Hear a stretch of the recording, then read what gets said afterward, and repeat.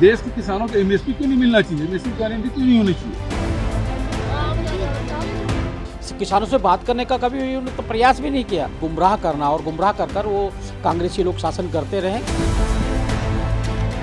देश का किसान सरकार के खिलाफ खड़ा है और सरकार हर हथकंडा अपना रही है जिससे किसानों की आवाज दबाई जा सके।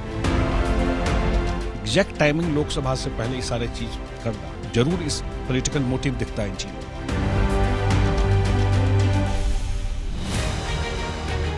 अपनी मांगों पर किसान डटे हैं, बॉर्डर्स ट्रैक्टर से पटे हैं और सियासत के सूरमा किसान आंदोलन की बिसात पर अपने अपने लिए संभावनाओं की तलाश में जुटे हैं। जब संसद का बजट सत्र खत्म हो चुका है और लोकसभा चुनाव की दस्तक साफ सुनाई दे रही है, उस वक्त आंदोलन क्यों शुरू हुआ, किसान दिल्ली ही क्यों आना चाहते हैं, ऐसे कितने ही सवालों के आसरे अब सियासत आकार ले रही है। ये कहते हैं हमने दिल्ली जाना है, जिनसे दिल्ली जाके बातचीत करनी है वो सारे मंत्री और अधिकारी जब चंडीगढ़ आ गए तो आपने बात नहीं की।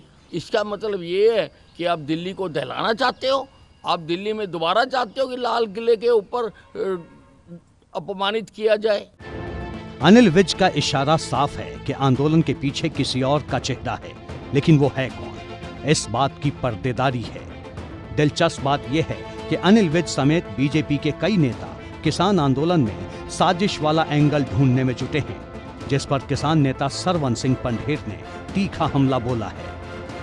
जैसे हम सब सरकारों की आलोचना करते हैं, आम आदमी भगवंत मान सरकार की भी वैसी आलोचना करते।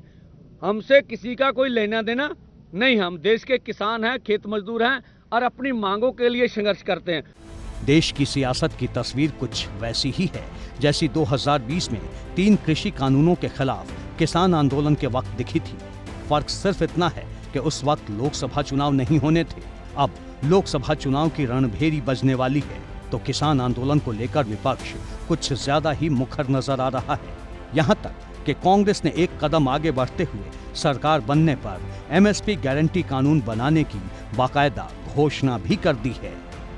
हम विशेषज्ञों से सलाह लेने के पश्चात इस निष्कर्ष पर पहुंचे हैं और कल घोषणा, बड़ी ऐतिहासिक घोषणा मल्लिकार्जुन खड़गे जी ने और राहुल गांधी जी ने की है कि हम एमएसपी लागू करके इस देश के 15 करोड़ किसान परिवारों को लाभान्वित करने की स्थिति में हैं, हम करेंगे।